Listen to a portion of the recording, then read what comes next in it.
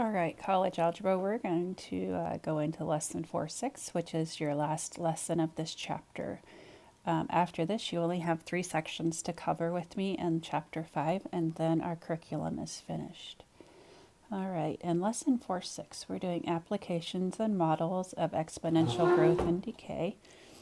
We start off with our exponential growth and decay function.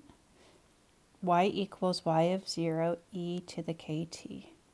Y of 0 is your initial amount.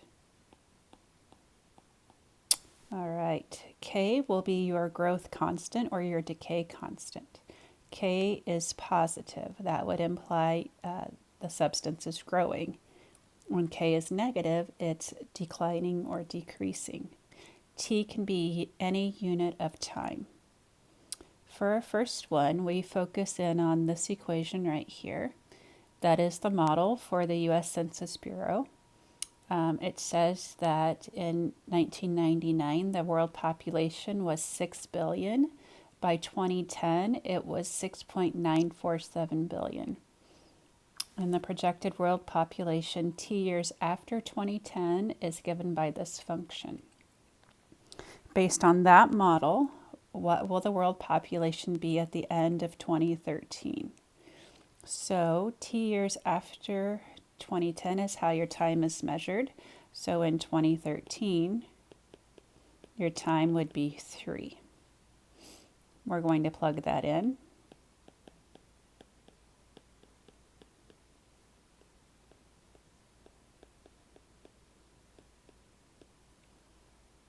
And we're going to make sure we have parentheses there where we're supposed to. And we're going to get about 17.104.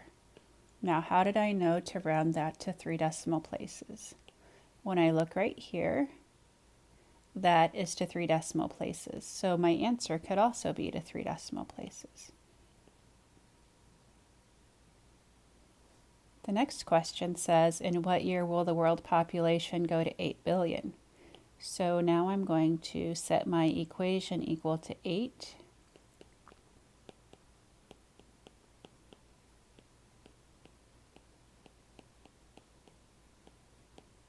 We're going to try and isolate this part of our equation. So we need to divide both sides by 6.947.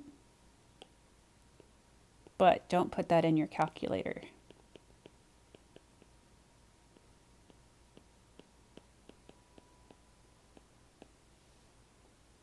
Leave it the way it is. That way you don't lose any accuracy as you go through the problem. So if you were to put this fraction into your calculator and round it, you would be off some in your answer. So you're best just to leave it alone. Okay, we're going to insert a natural log on each side. And by doing so, that will allow us to bring this exponent down to the front.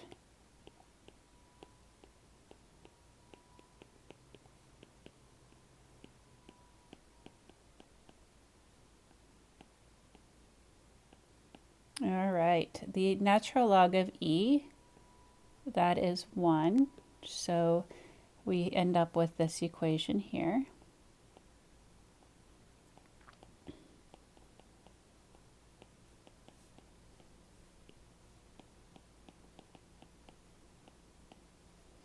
And then we're going to divide both sides by 0.00745.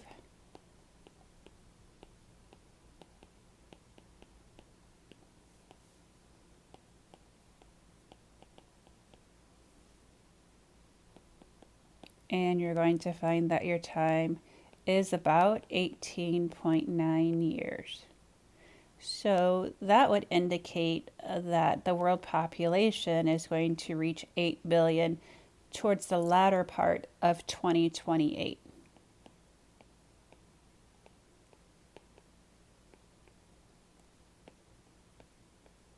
Remember that time started at 2010 with this problem, and so I've added 18 onto that, but it's almost 2029 when it reaches that amount.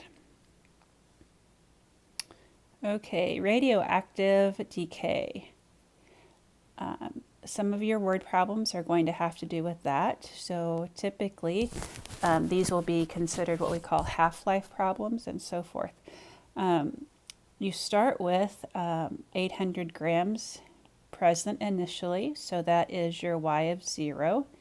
And after 2.5 years, so there's your time, only 400 grams remain, so that's your y. We're going back to this model. So basically, you're going to plug everything in.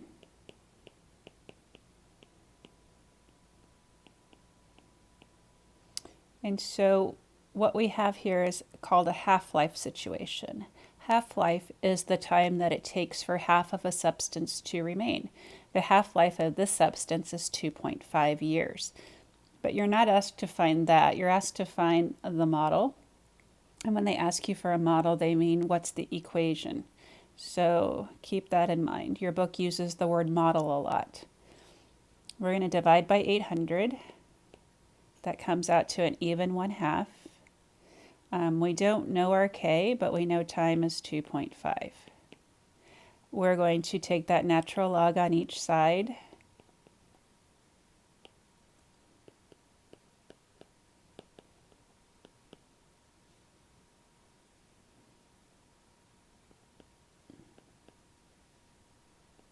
And again, we know that the natural log of e is 1. So what did I do? I took the natural log on each side. I brought down my exponent to the front. I also know that the ln of e is 1, so that gives me the ln of 1/2 equals 2.5k. Okay, what we're going to do next is divide the ln of 1/2 by 2.5. And my calculator prints out a big long decimal. If you round that to about 7 places, you'll be matching up to what your book does. 1, 2, 3, 4, 5, 6, 7. So what is our model? Our model is going to be y equals the 800 we started with, e to this k value, to the times t. So there's the answer to part A. Part B, you're just going to be plugging in 4 for time.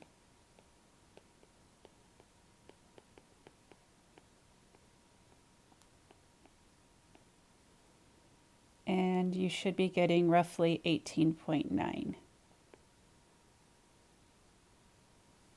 Oh, that's wrong. Sorry, I was looking at the wrong answer on my answer key. Sorry, about 264 grams.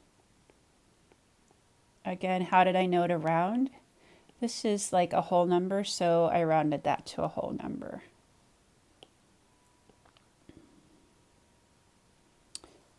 All right. How long will it take for money in an account that accrues interest at a rate of 4.25%? There's your R. Compounded continuously. And we want to double our money. So if we're doubling our money, that means A divided by P has to always be 2. So if we're doubling anything and it's compounded continuously, this is the equation you want to use. For example, if I had $100 that I invested and I wanted to double my money, I would end up with $200. I'm going to start off by dividing by 100, and I'm right back here again. So again, this problem did not tell you the initial amount of money or the ending amount of money, but it did say your amount was doubling. So we shortcut and we go right to this equation. If we were tripling our money, that 2 would become a 3, and so forth. So now we just take this equation, we plug in our interest rate, and we solve for t. How do we do that? Yet again, we put the natural log on each side.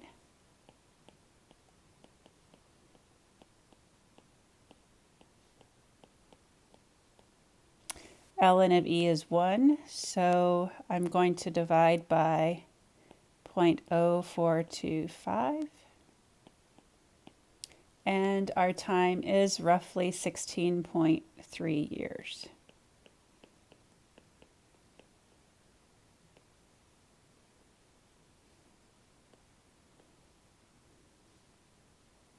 Okay, we have one problem left. We have the skeleton of a woman who lived in the Greek period. Okay, first of all, let me back up. This is the carbon dating equation. It's found on page 476. If you have any carbon dating problems in your homework, you need to make sure you have access to this equation. Okay, so this skeleton was found in 2005. The skeleton contained 3/4 of the carbon-14 of a living woman of that same size. Estimate the year in which she died. So we did doubling time before, and this one is like that, but it's only 3/4. So what we're saying here is that when you divide y by y of 0, you're going to get 3/4.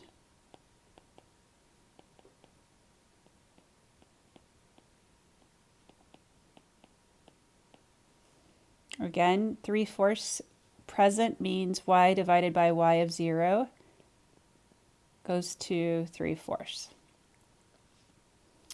Okay, and then we're just going to find time. So again, we're going to take the natural log on each side.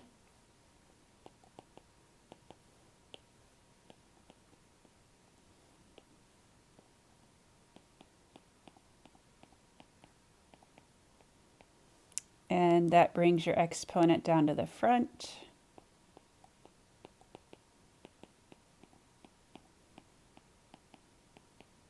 We're going to divide by what's in front of t, and we're going to get 2365. Okay, now you have to remember that this is time, but this was discovered in 2005. So if you start in the year 2005 and you go backwards 2365 years, you're at negative 300.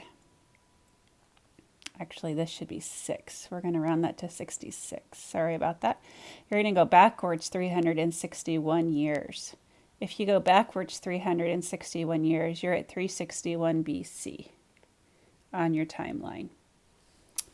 Okay, that's the end of these notes. Thank you for tuning in.